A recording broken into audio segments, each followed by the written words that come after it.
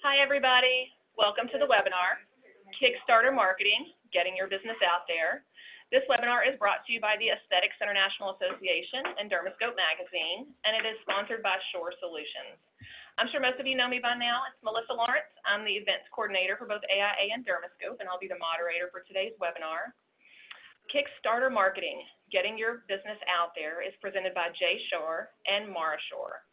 Jay is the founder and managing partner of Shorr Solutions, a Florida-based medical practice consulting firm assisting practices with their operational, administrative, and financial health. Mara Shorr is a partner and vice president of marketing and business development for Shorr Solutions, bringing more than a decade of marketing and communication experience to Shorr Solutions clients. This webinar is interactive, everyone, so be sure to submit your questions for Jay and Mara to answer. They're going to be answering and doing the questions throughout the webinar, so we're not going to wait till the very end to ask all the questions. If you wouldn't mind, take a minute real quick to find that Q&A window and say good morning or good afternoon to Jay and Mara, depending on where you're at. And without further ado, guys, I'm going to go ahead and turn everything over to you. Why, thank you, and thank you to the attendees. My name is Jay Shorr, along with my business partner, Mara Shorr, more importantly, my daughter. It is an honor for us to be able to present today's webinar. And wow, all I can say is wow. As we do these all over the country, and I'll give you a brief synopsis of who we are. We are an international practice management consulting firm specializing, as Melissa said, in the operational, administrative, and financial health and guidance of aesthetic, dermatology, plastic surgery, med spa practices. And we go around the country, and I speak overseas as well, helping practices that are just starting, practices that need a little help and coaching along the way, and then, of course, practices who are thinking about, people that are my age, not Mara's age, thinking about that exit strategy, the succession plan. How do I do it? What's the right way to do it? What's the legal way to do it? But all I can say is today is wow. The presentations that we were doing last month changed 3 weeks ago, and then they changed 2 weeks ago, and boy, did they change 2 weeks ago. The life and the world has changed 2 weeks ago, and they've changed 3 months ago. I mean, we're all tired of hearing COVID. We're all tired of hearing of what should we do, but you should never be tired of it, because I don't want to bring this up as a new normal. This is normal going forward, because it's not new. It was new 3 months ago. It's not new today. So what we'd like to share is a few of the pearls of our industry and getting your business out there in today's climate, because everyone has a different climate. Depending upon what stage of arrest you're in your practice or spa, it can be different. And I'm going to turn it over to Mara, because Mara is going to be the one, we're going to have a very interactive webinar today, and instead of waiting for Q&A at the end, we're going to hopefully have you do Q&A, and we're going to answer them along the way, because we have found in presenting around the country and doing these webinars that people have so many questions to ask along the way, and then we all get emotionally and mentally kidnapped, and we don't get a chance to ask those questions as the presenters keep going. So our rules for today is no question is too silly, because everyone usually has the same questions as you do. So I'd like to turn it over to Mara, who will be moderating, and I'll be assisting Mara with that. And please take it away, my dear daughter. Yes, thank you. Thank you so much. And I see all of the hellos, good mornings, good afternoons coming through in the Q&A. We have those chat boxes open, so I really encourage you use them. Just as Jay said, this is interactive. What I would love as well, in addition to that, don't get me wrong, I love all the good mornings and good afternoons. If you could, in the Q&A box, put just a quick note about what type of, are you a day spa, a med spa, or are you an aesthetic practice? And is your practice open at this point? Is your business actually open again post-COVID? Are you able to see your patients and your clients right now? So I think that's going to give us a really good grasp. So We obviously have a great presentation prepared, but we want to know that we're able to speak directly to you and focus on who you guys specifically are. So I see we have one med spa opening this week for Botox only, another says solo skincare practice, still not open yet. A solo esthetician, you haven't started seeing your clients yet. So this is all really, really good because everybody all over the country, a lot of you are either opened a few weeks ago, you're in all stages, right? So one says you're a solo practice opening July 13th. You guys are, so thank you so much for giving us this information because this is incredibly helpful as we continue to move forward. So what we're going to talk about today is Kickstarter marketing, but getting your business out there in today's climate. And the reason we say today's climate is just as Jay said, if you would have asked us how to give this talk and have this conversation 3.5 months ago, it would have been completely different. And honestly, there's things that have really come to light in the past few weeks that we think are important to touch on today. And so we want to make sure, honestly, we finished the presentation this morning because it's that important for us to give you up-to-date information and make sure that we're touching on specific things. So how do you create content and really create your marketing strategy in a way that makes your practice, your spa, really going to make you more efficient and make you more relevant? So let's get started. And with this, we are going to be more conversation heavy and less slide heavy. So you're going to see this, you're going to see these up here, but we just want to make sure that everyone is able to take notes. We're happy to send you a copy of the presentation afterwards if you would like. Jay, we talk all the time with our That's good enough. We talk all the time. We do talk all the time. That's it. We're done. We do talk all the time. But with our clients, we have clients all over the country, non-surgical clients, surgical clients, but everybody is within the cosmetic and aesthetic space. And one of the top things that we have always emphasized, you have always emphasized as our business's founder, you and I are 50-50 partners, but you are our founder, is the need for protocols, the need for checklists. Let's talk a little bit about when we say we need to create a series of checklists for marketing channels, and I can get into some of the nitty-gritty, but I'd love for you to get started with a conversation of talk to us about the need for checklists, because I think people think, oh, I have a plan in my brain, and that's good enough because I have a plan in my brain. So let's talk a little bit about that. Yeah, depending upon what, how, let me put it this way, how you want to get things done, because we say that there are 3 main important things about how to get things accomplished in your practice. First of all, you need to know what is it that you want to get done. So let's start with the what. And then the next thing is who in your practice. Sometimes it might be you, because you may be the only person in your practice. And when I first started, our consulting company, I was the only one. Although I had Mara as a consultant, and we won't get into the story of how we came together, but Mara started as a consultant for me with her own PR business. But you have to find out who is going to be responsible for taking care of those things. And lastly, the 3 most important things is, when do you want to get these things accomplished by? So what is it you want to do? Who is it that you want to accomplish it? And when do you want it to get it accomplished by? Now, in the olden days, and I love to say that because I can say that, it would be, kind of funny if Mara were to say, in the olden days, and you look at her and you say, olden days, you're not old enough. I always say I've forgotten what a lot of people haven't learned yet. I'm 60. Also, let's be honest, I'm older than I look, and a good neurotoxin helps, right? We all know a good neurotoxin helps. So how do you create the list? Whether it is checklists for doables or your policies, procedures, and protocols. Here we go, PPP.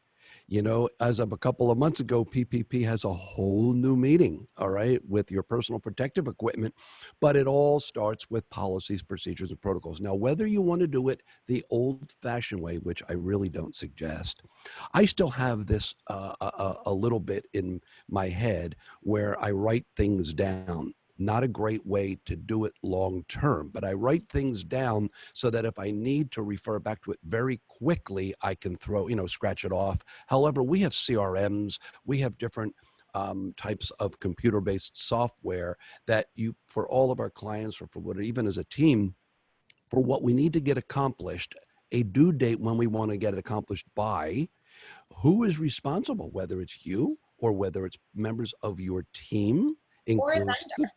It could be a third-party vendor as well. and third-party vendors. And we have notes so that in this CRM or computer-based software system, you put notes so that each team member is able to see what has been accomplished, so you don't duplicate things. Because sometimes as you're working on a team, well, I thought you were going to do it. No, I thought you were going to do it. And guess what?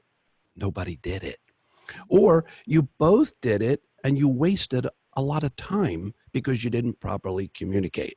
So your policies, procedures, and protocols. What your PPP is how to run your business. And what is that? It's a playbook. And then on that list, how do you want to create the list of who's going to do it, what has to get done, and when you want to get it done by? And we've seen, so even though we're talking about marketing for this particular conversation in this particular webinar, we're talking about marketing, what Jay is referring to, having the policies, protocols, procedures for everything in your practice and in your business is so incredibly important. We have taken over the past several years time and developed protocols and procedures for everything from who is going to autoclave and when and how, and where are you logging? What does inventory look like? How often are you going to review your contracts to make sure that they're not auto-renewing? Where is a log of all of the equipment in your office? When does your biomedical hazardous waste contract expire, right? There needs to be really processes and protocols, even when it comes to when we talk about your marketing. How are you logging all of your leads? And there needs to be checklists for each of these things. So when we talk about checklists, right, we're going to reel it back for a second. You want to make sure when we talk about marketing right now, you want to make sure that there's checklists for like we said, who, what, when, where, for all of your social media handles. That includes obviously Instagram, Facebook. I encourage you clean your Snapchat, although if you have a demographic that is really any older than I would say 30 or 35 years old, it's more important just clean your Snapchat handle so that somebody else doesn't. Just down the road, you don't have a competitor that steals that away from you, but you're probably not going to get quite as many from Snapchat. Same thing with Twitter, honestly. We are a very visual-based business, and a lot of people say, oh, should I be marketing on Twitter? Well, you're really not going to get a lot of patients and clients in our very visual-based business off of Twitter. That's not where patients go to find their practice, whether they're looking for a facial, dermaplane, laser hair removal, or cosmetic surgery. So you just want to make sure you're cleaning your Twitter. TikTok is becoming the next Snapchat, if you will. So go ahead, have some fun with it. And the great thing about creating some fun videos on TikTok is that you are able to download them and upload them to your other social media channels. So make sure you have a checklist of all of those channels, that you own all of them, and that you also have a calendar. Your calendar should include not only your social media channels, but should include YouTube. How often are you posting? What are you posting when it comes to video content? People's attention spans. Jay, you and I talk about this all the time, and we've even inside Shorr Solutions put a really concentrated effort into putting out more video than ever before, right? So even internally, not only telling our clients this, but Jay, I can't even count the amount of videos you have put out the past 3 months. And even though we put all of our video on our YouTube account, we have a separate video page on Shorr Solutions website, as well as utilizing video content in our blog. And so if you want to go see Jay speaking on all sorts of topics, I really encourage you to check that out. Go to our blog as well, which again, you want to make sure you have a plan for your blog. Email marketing, in-office marketing, text message marketing, your website, etc. So that's where, Jay, what have you seen as far as in-office marketing, because I know we kind of glazed over, and sometimes people say, I don't really know what that means, and I don't really know how to have a plan for my in-office marketing. So can you talk a little bit about that? Well, there's the old term, advertising, and advertising is really for external, and that's to bring new patient prospects in. Now, it's also for your existing so that it is front of face and front of mind so that they're able to see it. And it looks like you are out there, that people see you constantly. But there's the term invertising. And, that's internal advertising and marketing. And you should be doing that to your existing client slash patient base, because it is much easier to keep a new patient client in your business, because you've already spent that type of money, and keep them engaged. Because, those people who haven't been doing the telemedicine over these last couple of months, and, you know, I guess a year, 2 years ago, when the telemedicine first started to become popular, it was kind of like for family practice, internal medicine. You didn't do telehealth for aesthetic, And because you're aesthetic, too. it was a touch and feel. You had to see the patient. However, it has become, and I believe the new normal that will become, that is normal now, a thing that people are busy. And although it wasn't nouveau riche before, it is more acceptable today than ever before. So you have to have internal marketing that you do, so that it's created internally, it's created to reach your existing client slash patient base, and speak to them more now than ever before. Because, as I say in my videos, if you don't, somebody else will. Because if people aren't going out just because they don't want to go out, there are people that are tired of being cramped in. But there are also people like myself who are not really looking forward to getting out there so quickly. And if you can possibly reach that target audience with your marketing internally to bring them in, you're probably going to benefit more than those people who are not. And when we look at, because one question we get a lot is, yes, but I can't perform a facial, I can't perform a microdermabrasion, you can't perform an injectable, right, an injectable procedure. You can, but obviously through telemedicine, but there are several things you can do when it comes to looking at the consult. So if you have, for example, a new patient and you are an injectable practice, then take a look, because that patient might say, oh, I need, and then they mention a neurotoxin in my lips. Well, that's not what they need. They actually might need a filler, or maybe you look and go, ooh, okay, that's not necessarily what you need, but let's look at X, Y, and Z. Also, when we look at skincare, you can take a look at a patient's skin and have them get up close, have them get right up into the camera and really look at what is going on with their skin. And a lot of skincare lines are letting you drop ship directly to the patient, and you're still able to get a credit about that that skincare purchase. So you want to make sure that you're really focusing on what are you able to do for that patient remotely. When we also look at that patient being in your office, then I truly encourage you to take a look at all of the internal marketing opportunities. And this is a good checklist opportunity. What is in your reception area, right? We always say reception area, not waiting room. And is there for example, a TV monitor on the wall with really great rotating marketing messaging about up-to-date information for your practice? What is framed in the hallway? Is it just stock art and stock imagery?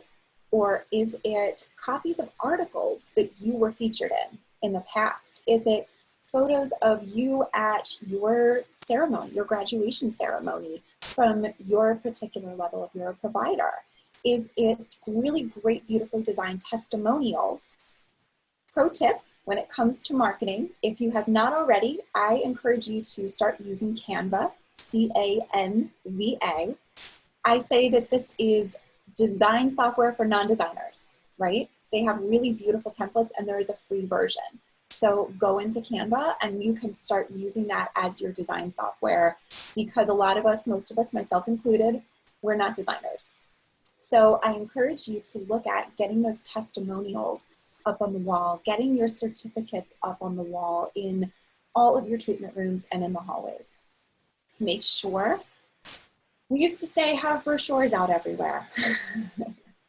While I still think that your practice get to work on having a brochure design now, that brochure you shouldn't have a stack of them on a coffee table or a stack of them where one person can and touch and sneeze and cough on it and touch all of them and get them all COVID-y. You want to make sure that you can hand them personally with your gloved hand or your team member's gloved hand to them personally, so they know that that is safe for them to take home, and everybody should get a copy of the brochure. So those are checklists. Automations, right? We see incredible things that are happening with technology. Jay, I can't even count how many EMR, EHR, practice management software companies you have spoken with in the past few years. And can you talk a little bit about some of the really great and beautiful integrations and automations that you've seen when it comes to reminders, when it comes to follow-ups and all of those types of things? Sure. I'm not going to get into any specific names of EMRs or EHRs or practice management software systems, because that's not what we do in webinars. We don't promote products specifically by name. However, years ago, you had to purchase multiple things of software. For example, the reminders for appointments that did not integrate with your practice management database of your patient list. There weren't vendors, for example, lab work that you may want to have that integrated with your software system. There weren't key performance indexes that worked within your practice management software systems. And that is because, and I don't want to get technical about what an API is, but there's open APIs and closed APIs. And really what that means is, does that software integrate with another software?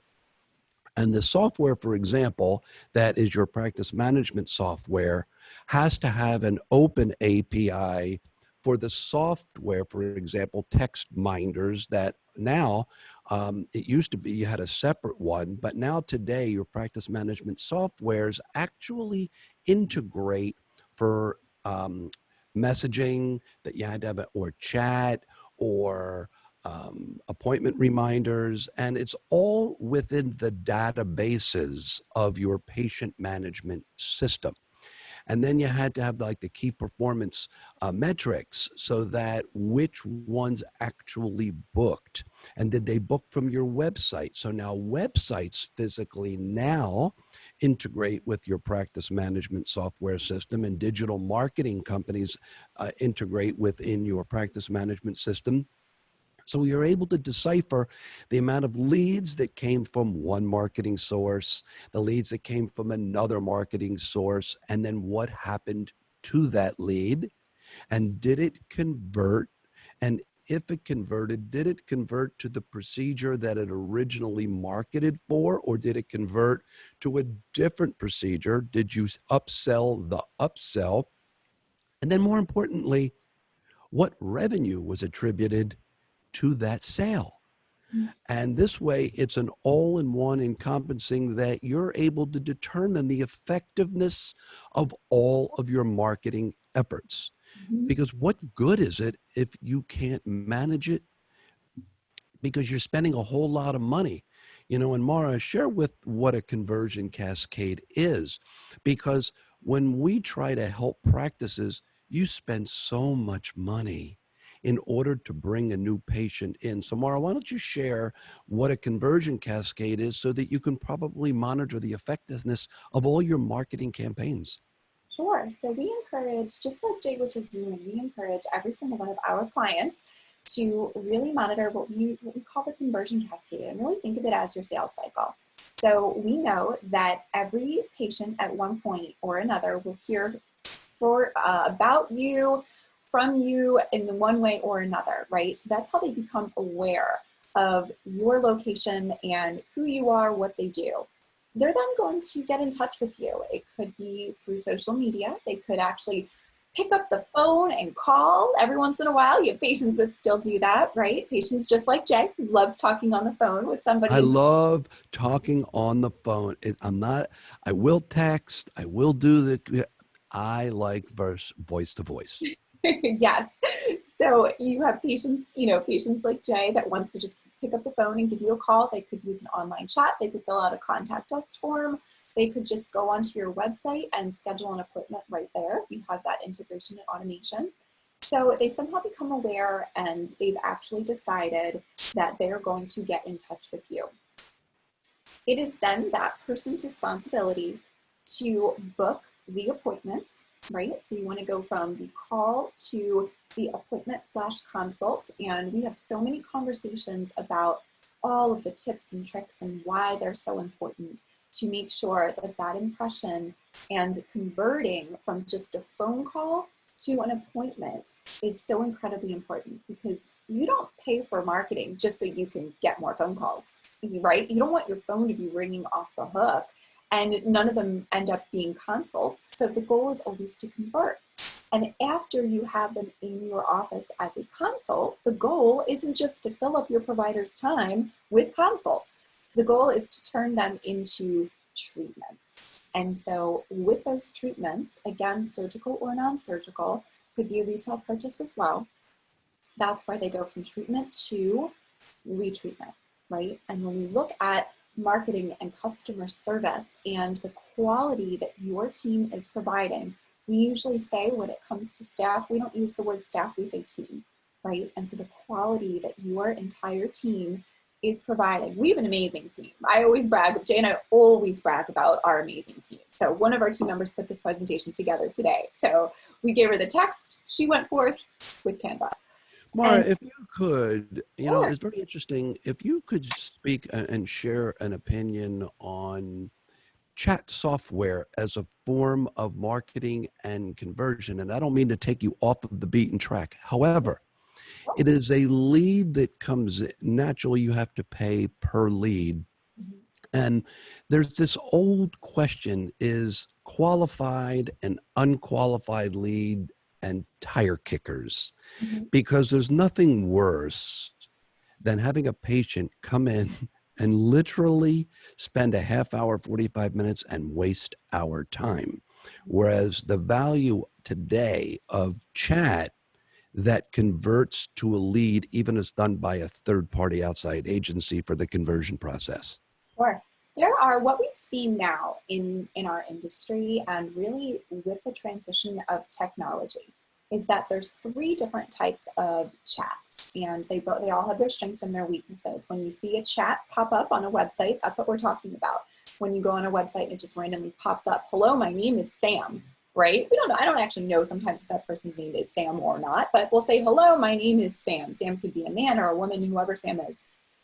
And when you see hello, my name is Sam, there are 3 different types of chats you can go with. Number 1 is you can have the opportunity using your software.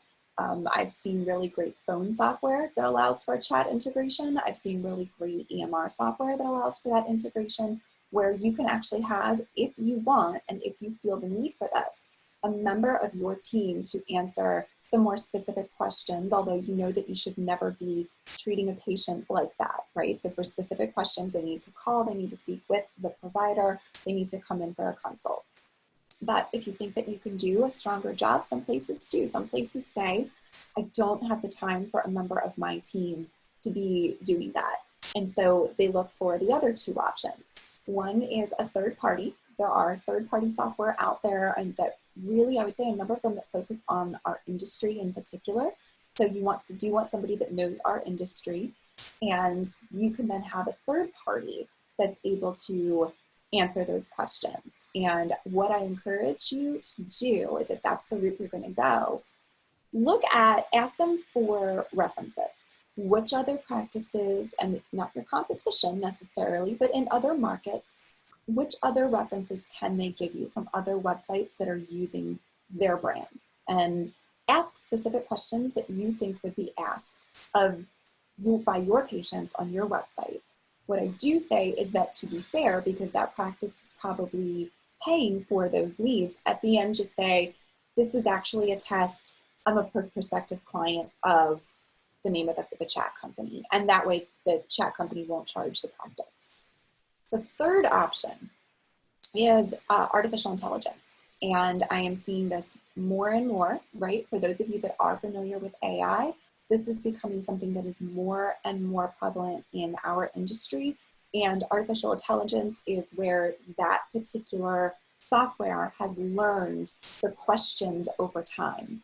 And so this is not software that I create, so I can't speak to the technology and how, like, the back end coding of how it's done, but I've seen some strong results with this too. So I think what you need to look at is, what is your level of comfort, right? What I do know is, Jade, kind of circling back, those are the three options, but what I do know is that we encourage our clients to work with a company that allows you to only pay for a qualified lead.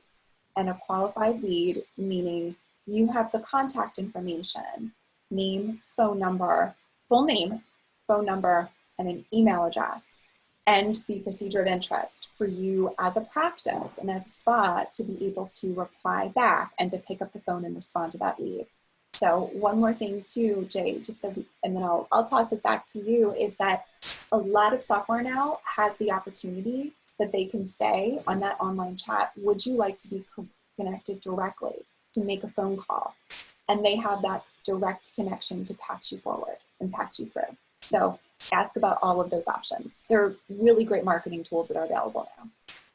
Yeah, the last one that you spoke about, let me share a personal pro and con, because I just happened to have this the other day. And since it's a vendor outside of our industry, I used it personally. It was Verizon. I needed some information about unlimited data, or I needed to add another phone to the plan or whatever for another team member. And I'm on, and I said, you know what? I know how it takes forever because everybody's working from home now. And sometimes the wait times are very, very long. And it asks if you'd like to enter the chat room. All right. Now, they had artificial intelligence. Now, let me share the good and the bad. Mm-hmm. What Mara said is they've really started to integrate by keyword. So when you type in certain paraphrases, it comes back immediately with kind of like the quickest Q&A that they believe can help you based on some of the terms that you've used in your question. Now, let me share the good. You get an immediate response versus sometimes you're in chat and you say something and Sam, if you will, takes a few minutes to respond to your personal question. Now, if you say 1 or 2 minutes, you may not think that that's a very long time. Oh, it's a minute or two. Sit there and wait for 2 minutes, and you're going to think that's almost forever, because 30 seconds is too long, because I have more important things to do than wait for Sam to answer me back. All right. Now, Sam, we need nothing by this. We randomly picked the name. yeah, if there's a Sam on this line, we're not picking on you. Sorry. However, here's the benefit. You get a quicker response, all right? And it may answer your question. And they may be able to direct you to a link even on their website that might give you the information that you want. The downside, it is very coined, and it didn't answer my question, and it is very annoying. So then I ask for a personal representative, and it throws me back to a keyword of representative. All right. And it kept on and on and on until finally I ended up calling. All right. Yeah. So with that, what I was trying to get at, and was Mara was sharing, is your marketing team. Don't ever blame your marketing team for your lack and your failure to properly close the sale. your website vendor, your marketing team, your chat that brings you the third-party marketing that brings you all these leads. There will be a percentage of the tire kickers. That's just business. Think about how many times you purchase something and you may go to one store or another and you say, thank you very much. I'm only looking. Right. All right. You are a tire kicker at that point to the person that helped you. All right. And we see this all the time. When we work with our clients, we do some really, really deep work with them, helping their team learn how to convert at each of these stages. So it becomes, is something in the marketing not working? Or is something in the phone process not working? Is it something in the consultation process that's not working? Is the follow-up system not working? Or are they not bringing patients back after they've been treated? Are they coming once and then not coming back again? And why is that? So that's one thing we work really, really hard with our clients on. So just to really make sure that they're able to really move through the conversion cascade, which is a cycle. So Mara, there's a question that came in, and the question is, what's a good conversion rate? what's a good, so are you talking about which component? Well, let me put it to you in two different ways. The first way is your return on your investment. That's one thing. That in the conversion cascade, what is your break-even point? Because we all know that if you bring in the same amount of money that you spent, you've lost money. That's not a break-even point. And then with the amount of leads, let's not talk about dollars, because now the return on the investment is not about the numbers of conversions of treatments. So that is one percentage, conversion of treatments, and then conversion of dollars. So, okay, so there's a couple different things in there. So number one, you want your dollars to work at a 3.5 to 1 ratio for you. So you want to, so for every dollar you put in, you want to get $3.50 back approximately, right? So if you're at $3.43, I'm not going to say, oh, that's horrible, you failed. So, but for those of you who don't know, the reason Mara shared that is that's based on an average of a 35% margin. 3.5 to 1 is 35 cents on a dollar, or a 35% margin. So you want to, for every dollar you spend, you want $3.50 back to get back into your business. So because you have to figure, if you're spending and then bringing in the same amount, that doesn't account for your fixed costs, your variable costs, doesn't account for the time spent. And if I'm going to invest $1,000 and only get $1,000, what's the point? I could have sat home and, ate bonbons and watched Netflix, right? I'd rather, let's do that. Let's find something great on Netflix instead. They still have bonbons, by the way? I've been hearing that since I was a little boy. Clearly, we're not people that sit around and eat them. So, maybe a nice bowl of Cheetos. I don't know. Okay.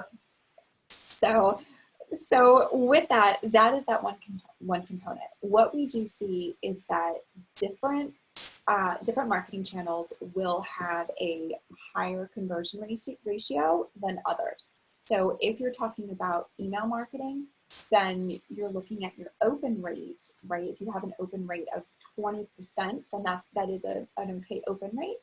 But then you look at your click-throughs and you look at how many people are actually calling from your e-blast and your e-newsletter. And you might get a handful of people out of a list of 1,000, right? You might get a dozen, 2 dozen people. So your percentage there is going to be much lower.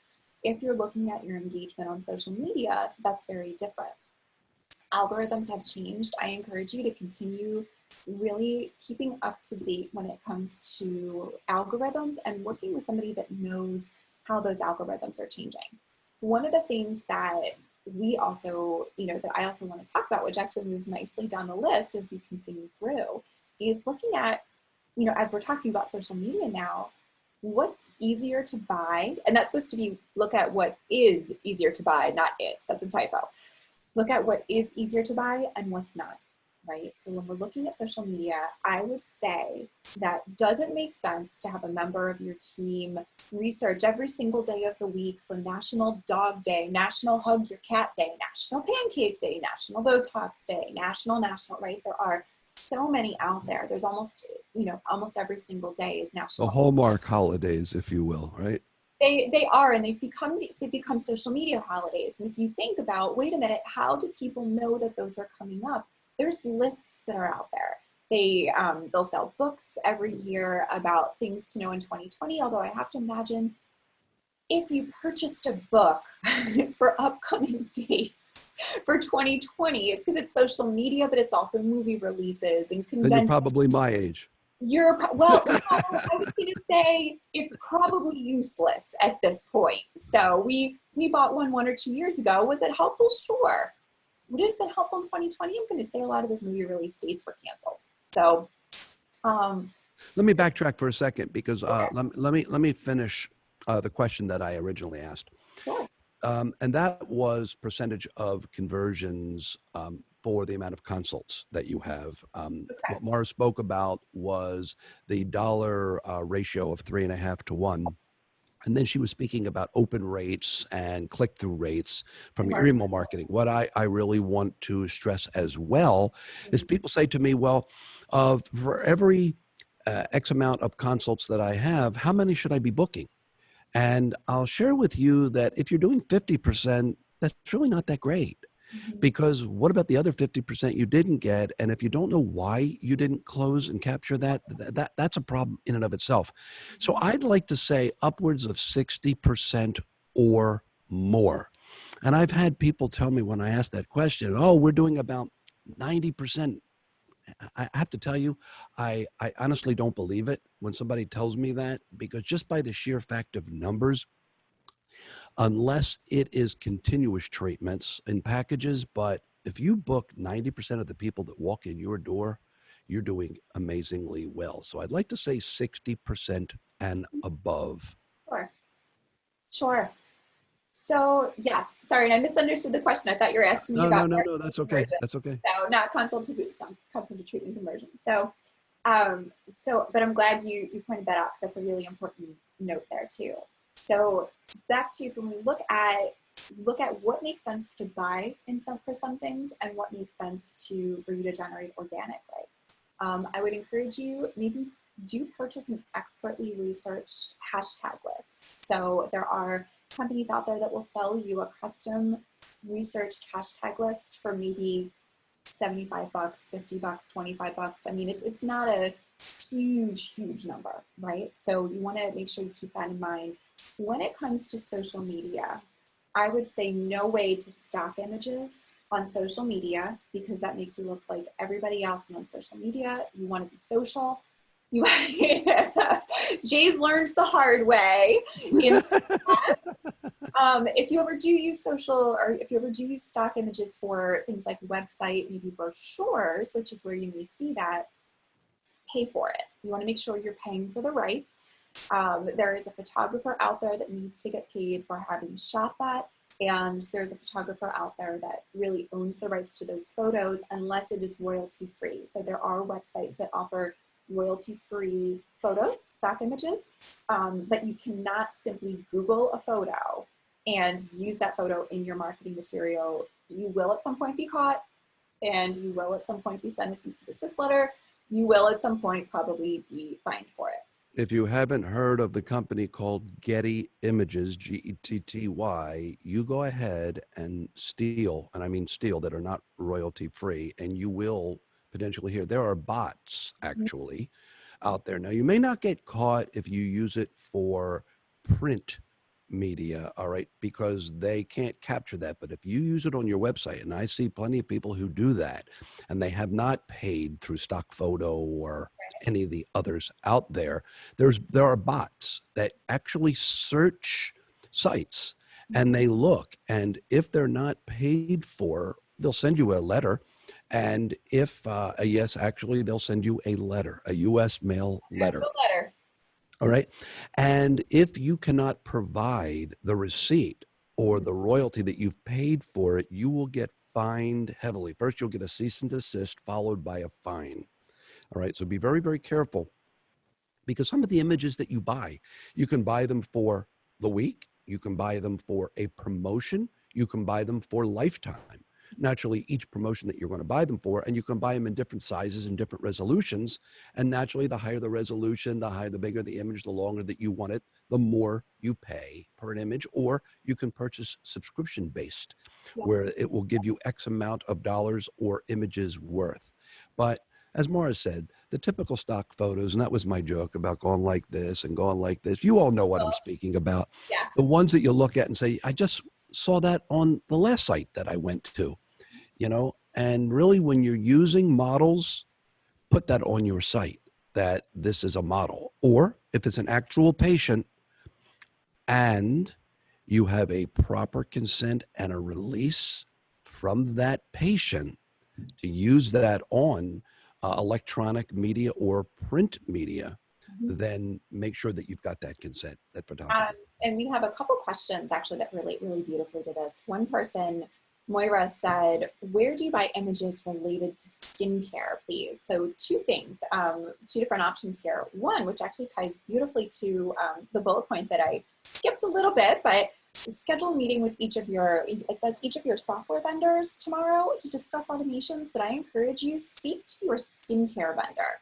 about that as well. Because your skincare line, for the skincare that you're selling in your practice, most of the time they have huge galleries. They have really, really great, big, beautiful galleries of images that you are able to use. So I encourage you, when you're talking about images of, you know, it could be images of that particular product, or it could be models with that product. I know a lot of the skincare lines, we know a lot of them really, really well, and they will invest in, for themselves, even an annual photo shoot with the product so that they always have really up-to-date photos there. So that's the first place. There are also websites that you can go to if you just want an example. For example, would be this month's Dermoscope cover, right? So if we look that, and I don't know if she, you know, if that was custom shot or not, but if you're looking to sell skincare and you're looking, it's a particular, maybe a face wash, something like that, this could be an example of an image you could use. So you wanted, but you could look and Google, you know, stock image, woman washing her face. And there are so many sites that pop up. Stock Fresh is one of them. There's a number of different, I don't get anything out of that. So, but again, if you, a lot of them to software and graphic designs, if you purchase a pro version, then they'll give you really good stock images too. Actually, another when I am a former practice owner, by the way. Yes. Let me make a disclaimer. I am not a physician, but in Florida, I was a partner in a very, very large practice, and you are allowed in the state of Florida.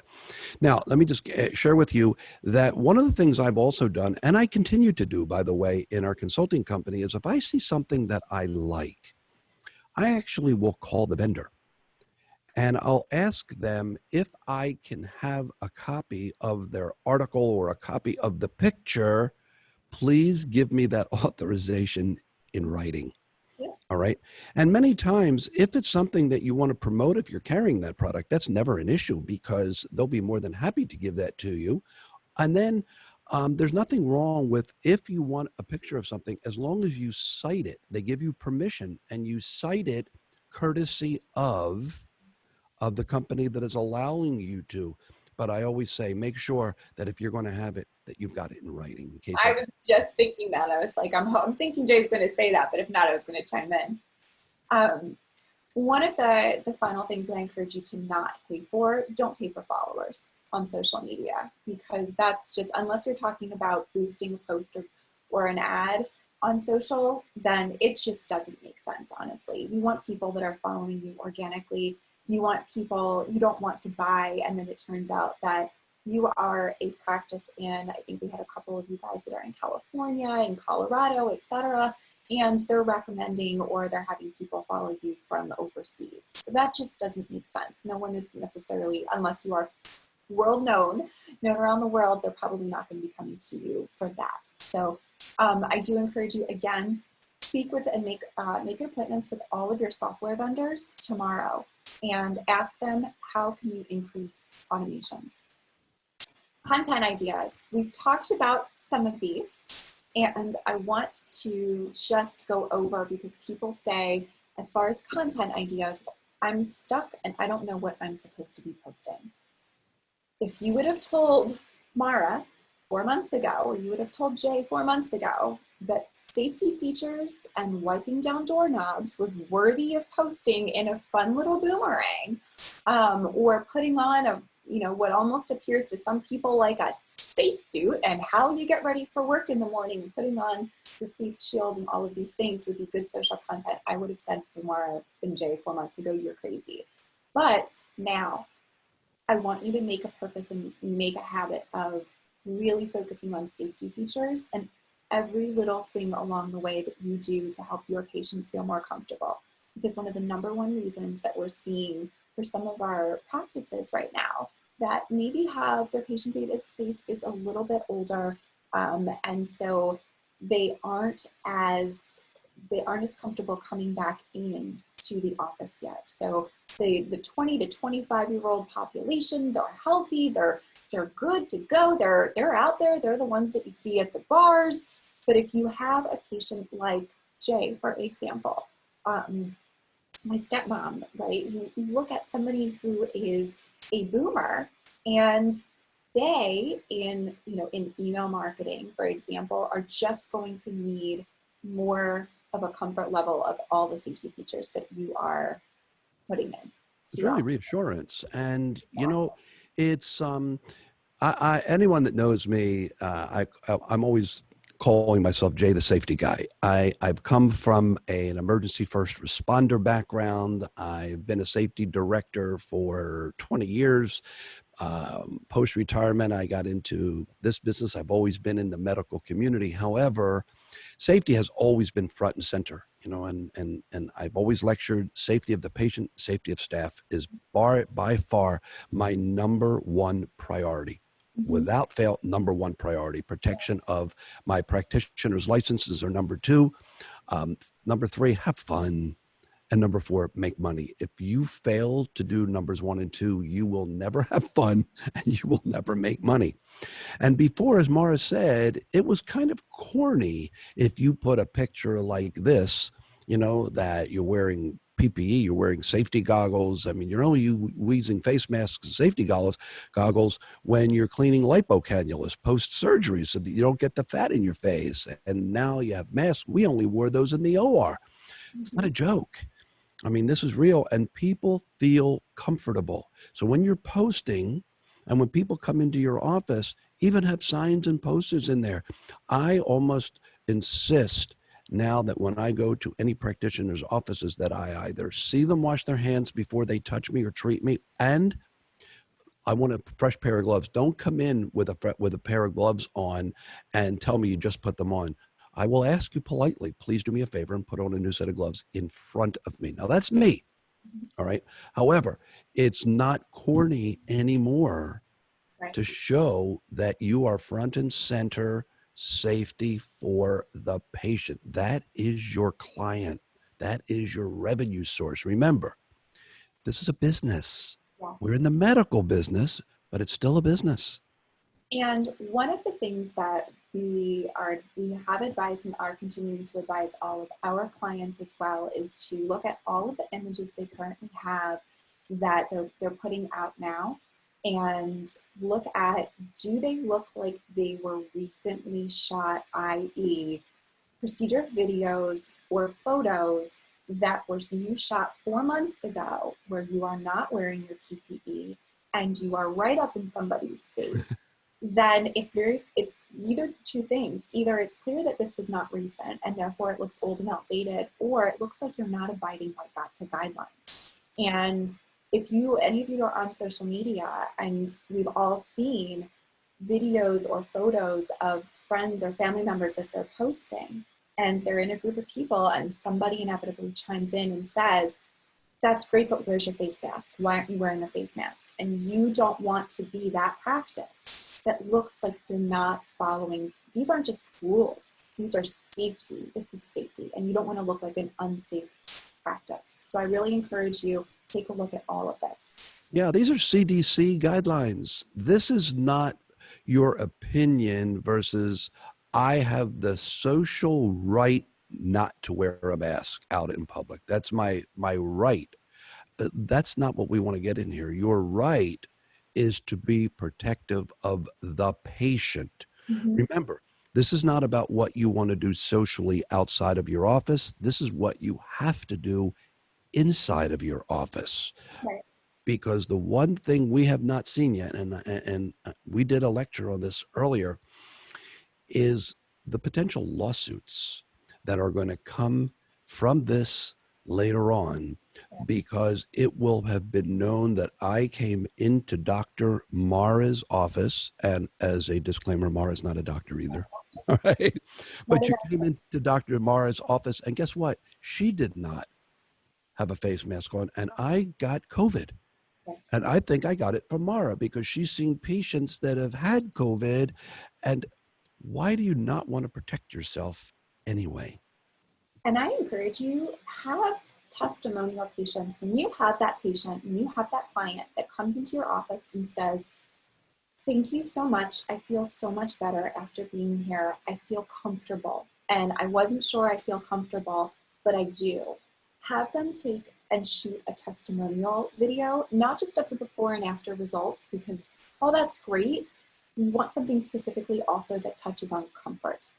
And we also want to look at a couple of things when we talk about community support. Community support, your community support can be shown in a couple different ways, but look at who are you supporting in the community and be proud of who you're supporting.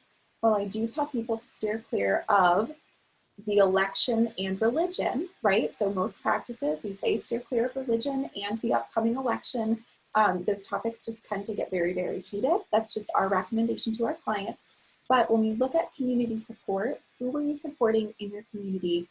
Amplify voices and look at how proud you are. Now, I'm going to look at, this is our one of our last slides, and then I know we have a couple minutes and we have one last question. So there are certain things that are taboo, and they've become taboo as our world has shifted. And so this is something that I really encourage you to keep in mind. Number one, photos of you or your team without masks. We touched on this. We know that you're going to get kickback.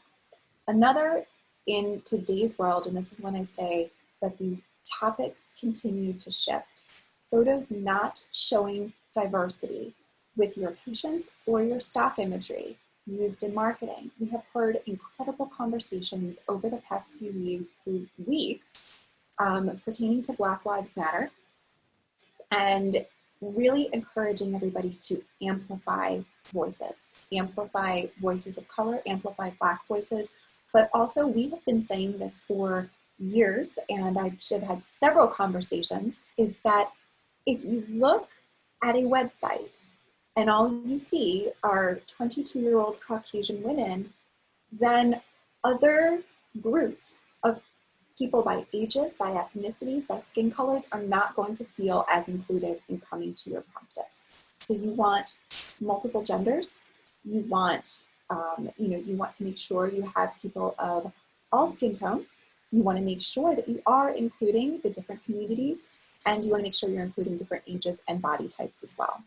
Yeah, if you look at any of our marketing, we have done this from day one. I mean, it was young to old, and Black and white, and different international cultures, because that's the majority of what our patient bases are. Now, true, many times people of ethnic backgrounds want to stick with those same type of physicians or practices of same ethnic backgrounds, but not necessarily. That's a comfort level. But for marketing purposes, show that you are with the times, because this is a new normal. It should be normal. I don't want to get into the politics behind it. It should be normal. It should have been. It is, and it better be, going forward. And I'll give you another pro tip out there, is that I had so we have a podcast, Shorr Solutions, the podcast, and there was a conversation I had the other day for an upcoming episode. And one of the guests I was speaking with, she said to me, and she is a glorious, brilliant Black woman based in California, and she is with a conference organization in our industry. And she said to me, I want to go to a dermatologist, and I will share with you that I cannot find somebody that I'm comfortable going to because I don't know who to go to that says they are able to treat my skin color. And so if you are comfortable treating skin of color, make that known, because you have an entire audience out there that is looking for you. So I just was having this conversation on Friday. So I encourage you to really, really make that known. And again, what has become taboo, the final thing, and not even become taboo, but should have been all along, the isms, including racism, ageism, etc. So you want to make sure that you are not using inflammatory language and that you are doing your best to really amplify. So with that, right, so I know we have one more question, but I know a lot of you need to hop off the call now. If there are several things that we want to make sure to offer you. Number one is a free 30-minute consultation. There's a link here for you to go ahead, schedule, and pick the time that works best for you. And the next, like I said, we have a podcast. So if you liked this, then we have podcasts. We speak with voices in the industry. Jay and I speak with each other. If you want to know how we got started as a company, that is technically episode number 2, but only because number 1 is like 3 minutes long and just an intro. So I encourage you to listen to that so you can learn more about who we are, how we got started. And then Jay is actually hosting a Shorr Solutions, the webinar, a webinar series every Thursday. And so you can follow us on social at Shorr Solutions on all of the channels so that you're able to get that most up-to-date information. If you go to our website, shorrsolutions.com, you can sign up for our e-newsletter. With that, we have one last question. Jay, if you want to take this one, and then Melissa, I'm sure we need to get going.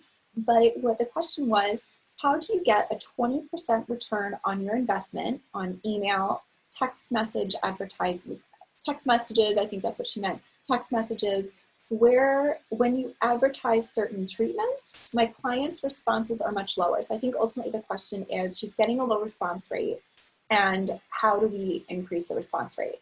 I think, if I'm not mistaken, that 20% number probably came from your answer earlier on when you said 20%. Sure. I want to make sure that that's not confused with an open rate. And let me define open rate. Mm-hmm. Open rate means that when you send an e-blast, and let's say you have 100 patients, 1,000 patients, whatever that number is, that you will not get 20% of the people that you send it to that are going to open. I mean, that's not, you can, but in answer to that, I'm not sure whether or not it was the 20% of the open, or was it 20% of the conversion in what this person.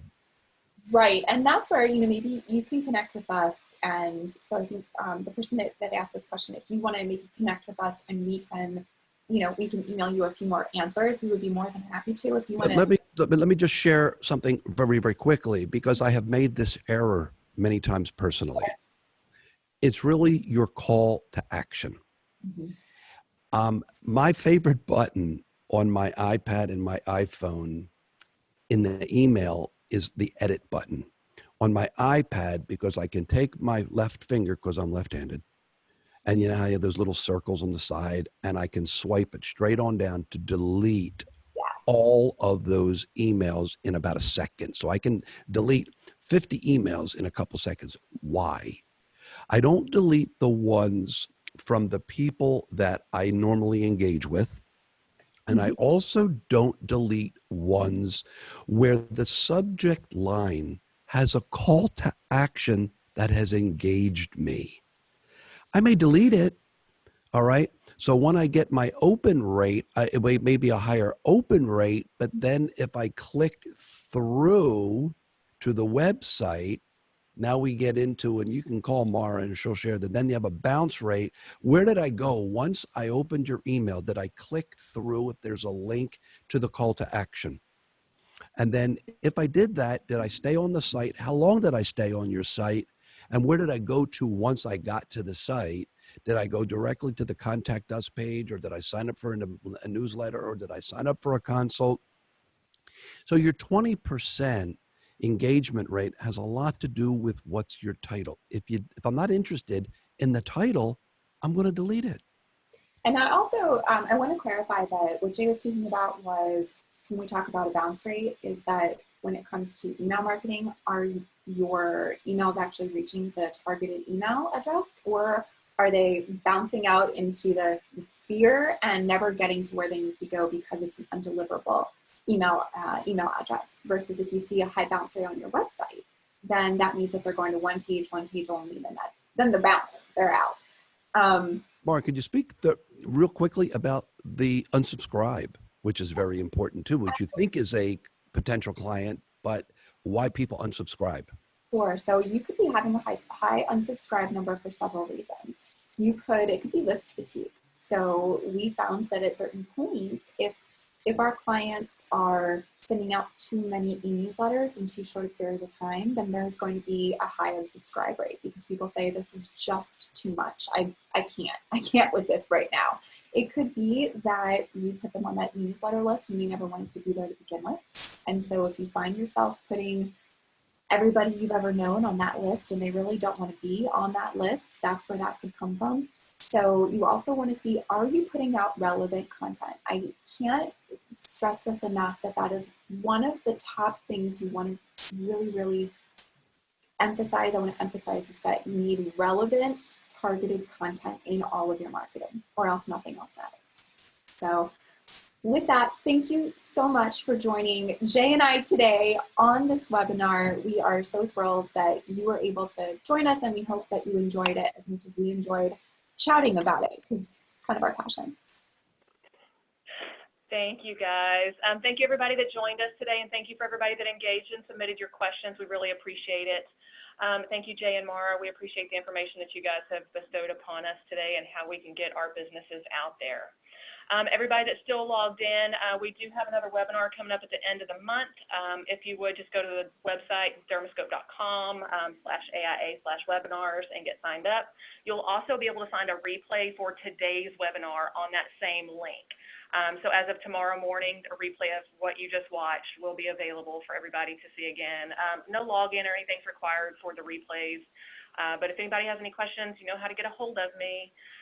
You guys have a good afternoon. Thank you. Thank you so much. Bye.